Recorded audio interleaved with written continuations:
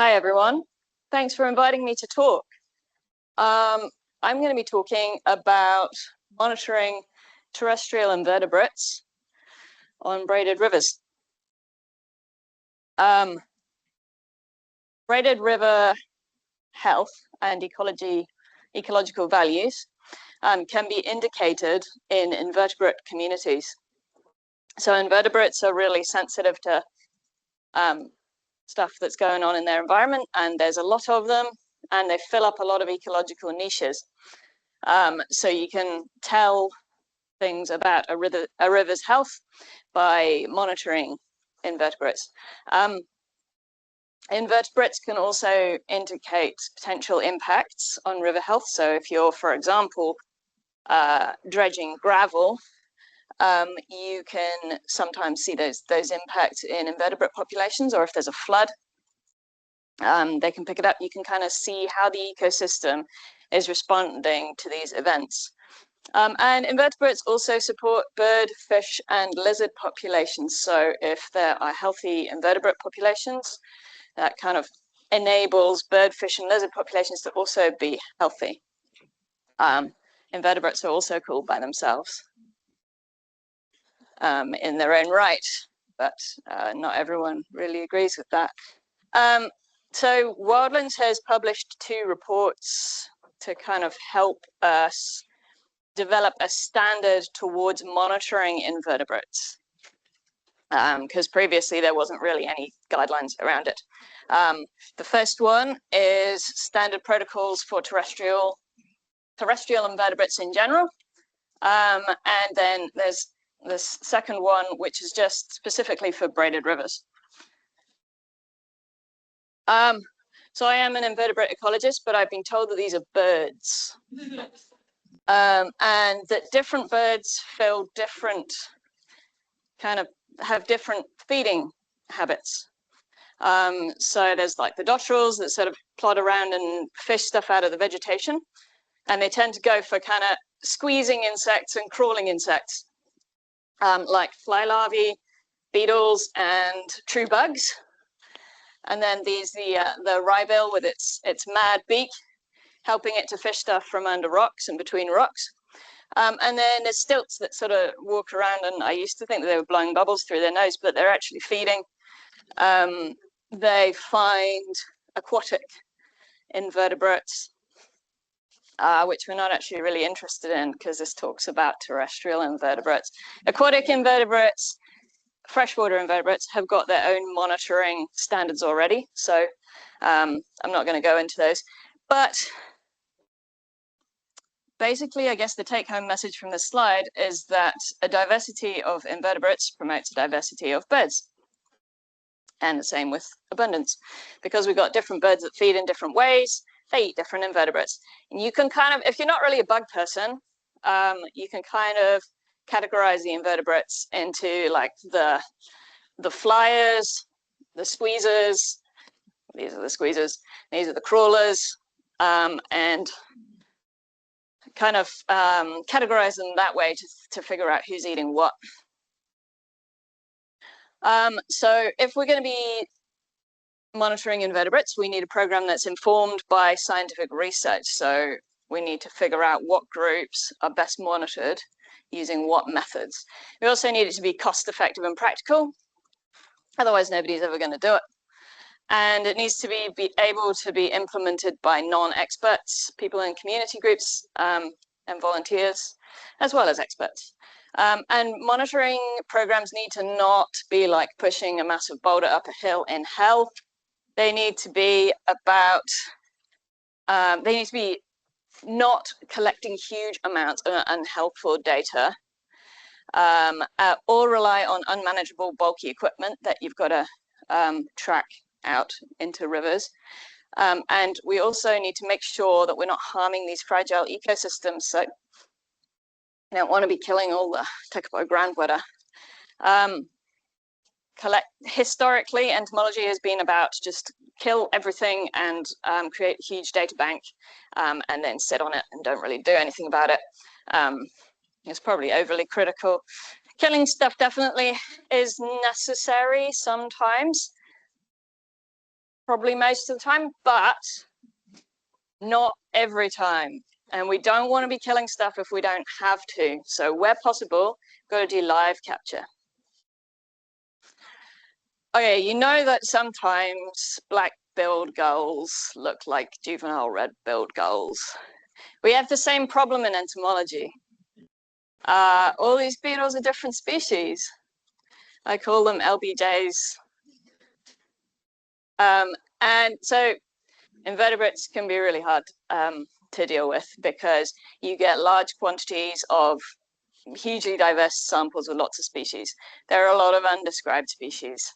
And many vulnerable and sensitive species are on riverbeds, which have not had their threat statuses assessed. So we don't want to be accidentally harming them. And we also want to make sure that we kind of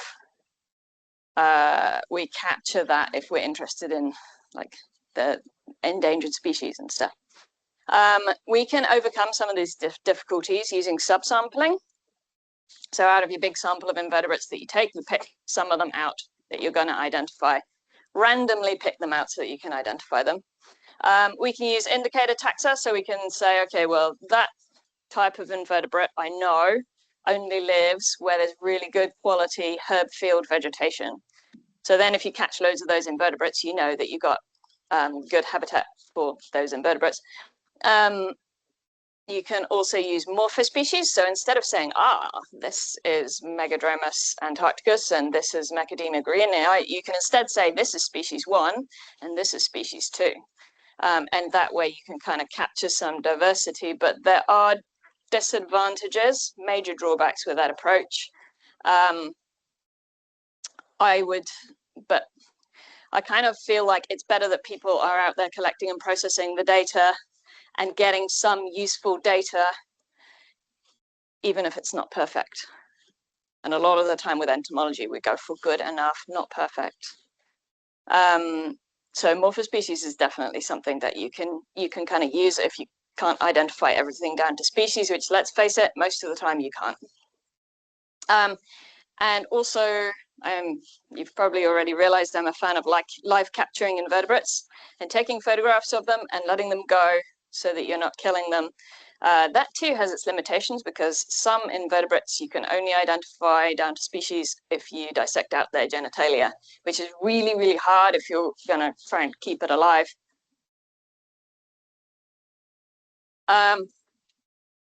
So my advice with this is to dealing with the challenges of surveying invertebrates is to not get hung up on the details. So think about what your question is.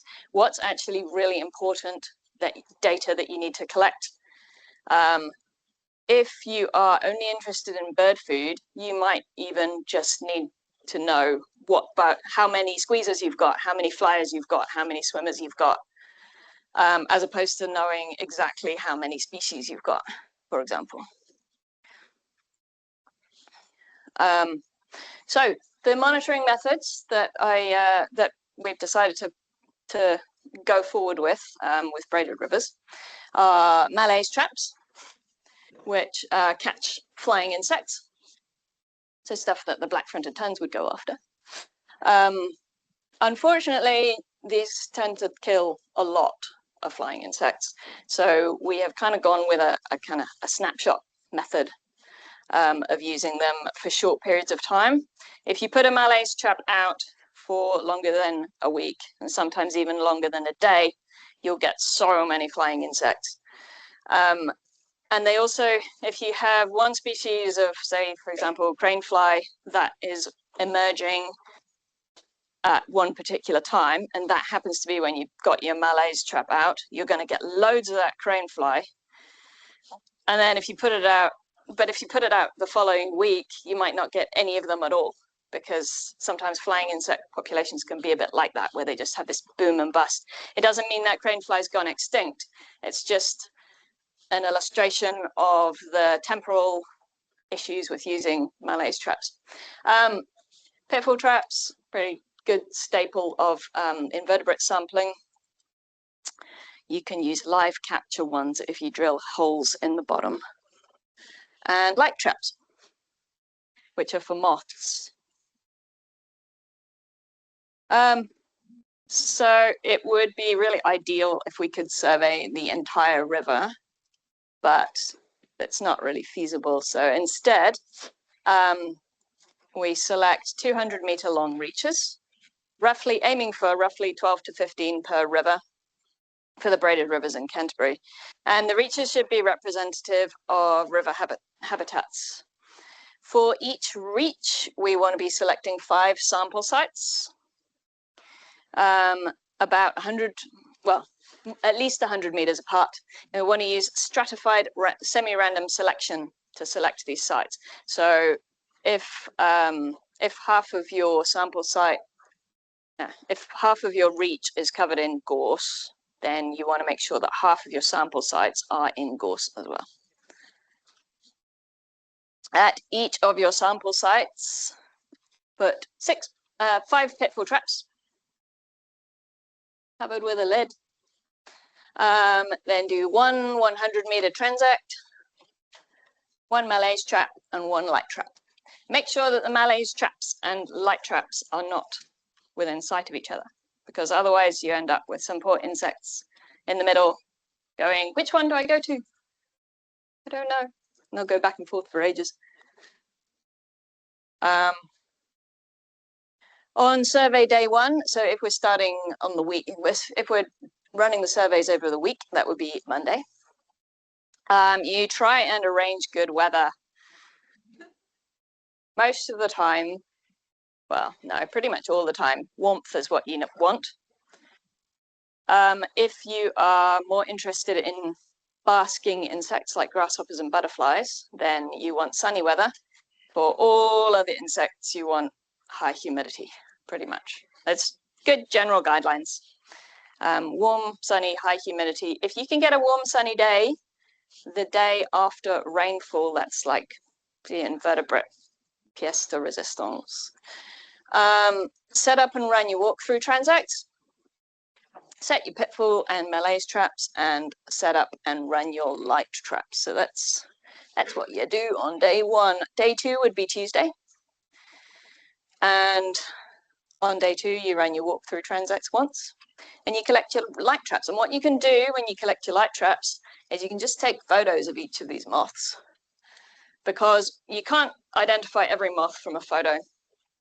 But if you take good enough photos, you can usually quantify roughly how many species you've got, at least. So unless you're actually really interested in moth species in particular, photos are actually, I'm finding that they're good enough. Survey day 3 is on Saturday. So you don't really do anything on Wednesday, Thursday, Friday. You can recover from Monday and Tuesday. And on survey day 3, you run your walkthrough transects. You collect the pitfall traps and you collect the Malaise traps. So we've had 5 nights of pitfall traps and 5 days of Malaise traps. Deciding on when we're going to run these studies can be really difficult. Invertebrates are active at different months depending on the species. There are many moths, particularly in the MacKenzie district, that are active very much dependent on what month you're in. December is a really good time to start this monitoring because there's less of a risk of drowning in freshers or because of flooding. And then ideally, we want to monitor once every 6 weeks until the end of February. If you're interested in particular taxa, what you can do is you can go onto inaturalist.org and it will give you a graph of when these species are mostly collected. So you can see the beetles, this is for beetles, are mostly collected in the summer, January, February, and then November, December. Of course, humans are also most active outside in the summer, so you've kind of got to take it with a bit of a pinch of salt. It does tend to overestimate summer abundance and underestimate winter abundance. Yeah, and the minute grasshoppers, I put them there because they are particularly active in January and February. Processing all of the data can be a much simpler task than it seems if you use subsampling. So you can use a bugger off counting chamber. I was going to bring one, but I forgot. You can get a big white tray and draw squares in it and subsample by taking invertebrates out of one of the squares and just identify them. You might only need to ID stuff down to order. You may not need to ID stuff down to species. But typically abundance and diversity are the most important things to measure if you're interested in bird food availability. If you're actually interested in vertebrates, then have a look for the notable species, which are short-range endemics, naturally rare, at-risk, threatened. And yeah, what you can do is compare the abundance of different food groups over time. So how abundant are invertebrates that squeeze under rocks? How abundant are invertebrates that crawl on the ground? So a lot of what you catch in pitfall traps will be available to birds that pick stuff off the ground and under rocks. So all of this can get quite expensive. If you're a volunteer group or a community group, it's a lot cheaper. But if you are hiring people to do this, it's a lot of labors. It's a lot of hours on the riverbed. But what you can do is strategically sample,